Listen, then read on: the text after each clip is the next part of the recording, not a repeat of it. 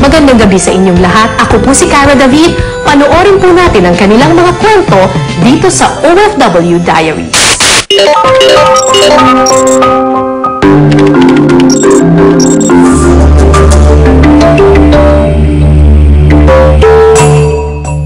Ako po si Eduardo Carniero, nagtatrabaho bilang driver sa isang kumpanyang Medco dito sa Kuwait. Napunta po ako dito para sa aking pamilya, mabigyan sila ng magandang dampasan. Dito sa Kuwait, nakikipagsapalaran bilang skilled workers ang mga Pinoy na ito para mabigyan ng magandang buhay ang kanilang pamilya. Pero hindi lang hirap ng pagkakawalay sa mahal sa buhay ang kanilang tinitiis. Kaya po ako nag-upload para sa mga anak ko para makapagtapos. Balit, ang sinapit ko dito, puro delay lagi yung sweldo. 2 months delay, tapos magbigay ng sweldo, 1 buwan lang. Kaya yung sahod namin, bali nababayad lang sa utang. Ako po si Adora Prieto. Asawa ni Eduardo Prieto.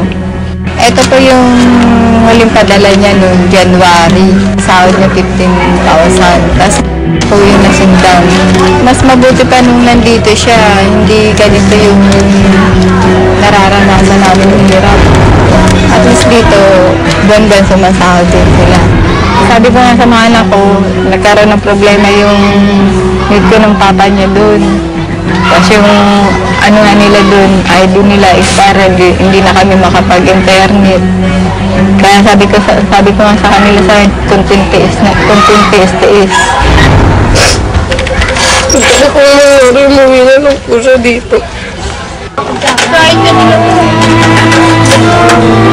Dahil di nakakapagpadala ng pera ang kanilang padre de pamilya, kahit ang araw-araw nilang pagkain, hindi nila alam kung saan kukunin. Nang araw ng yun, ang kanilang pananghalian galing pa sa utang at halos kulang sa dami nila.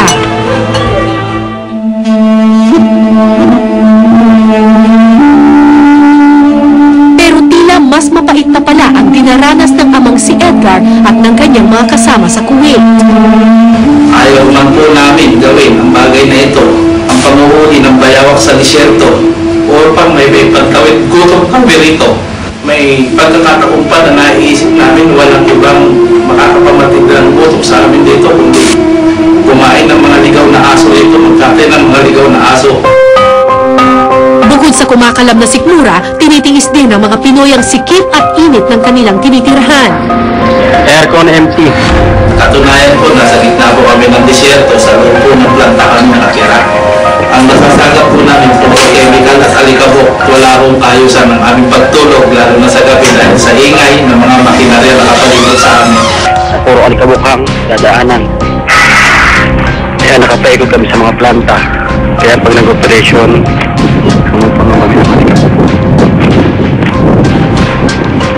Friday lang ngayon. Kaya tahimik. Dahil dito, madalas ding magkasakit ang ilan sa kanila. Tulad nga ako, nagkasakit ko ako kailan lang. 4 days ako nasa kwarto. Pinipilit ko sila ng dalhin nila ako sa ospital. Ang katulad ko sa amin, wala ako civil ID. Pero nung huli po na nagpilit na po talaga ulit ako, dinala na ako sa ospital. Ang ginamit mo civil ID, yung sa kasamahan ko.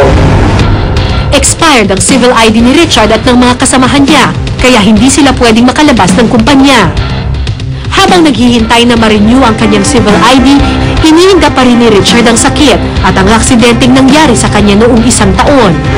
Isang araw po sa aking trabaho, habang nag-welding na ako, bigla lang po sa linggunin ko sa aking paa. Parang tanong ko ngayon, hirap na po ako maglakad, hindi na po ako buhat ng mabigat. At talagang ang bigat-bigat naman ang katawan ko. Malaking pinsala pa nangyari sa paa ko. Hindi na ako maibalik yung dati kong lakad. Dahil sa dinaranas ngayon ni Richard sa Kuwait, wala siyang maipadalang pera para sa kanyang pamilya. Kaya solong binubuhay ng asawa niyang si Shirley ang maliliit pa nilang mga anak. Palagi talaga maghanap ka makukuhanan. Ito pang dede, pangkain. Lalo nga, papasok na sila. nila, pambili ng gamit, uniform, sapatos, yung mga pinaglumaan, ayun, yun na lang magagamit muna sa ngayon. Saan dyan si Papa? Ay, ano pangalan niya ni Papa? Ano pangalan ni Papa mo? Ano pangalan niya? Ano pangalan niya? Ano pangalan niya ni Papa? Sobra aga. Siyempre dito, hindi naman, naghihirap man kami, pero hindi ganun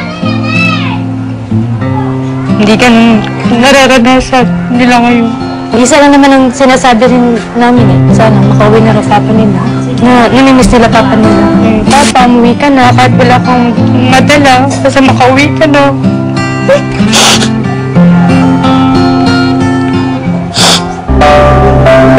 Hiling ng mga OFW at ng kanilang mga pamilya, matugunan na sana ang kanilang mga problema. Pero kung hindi nakakalabas ang 39 na trabahador, paano sila makakahingi ng tulong?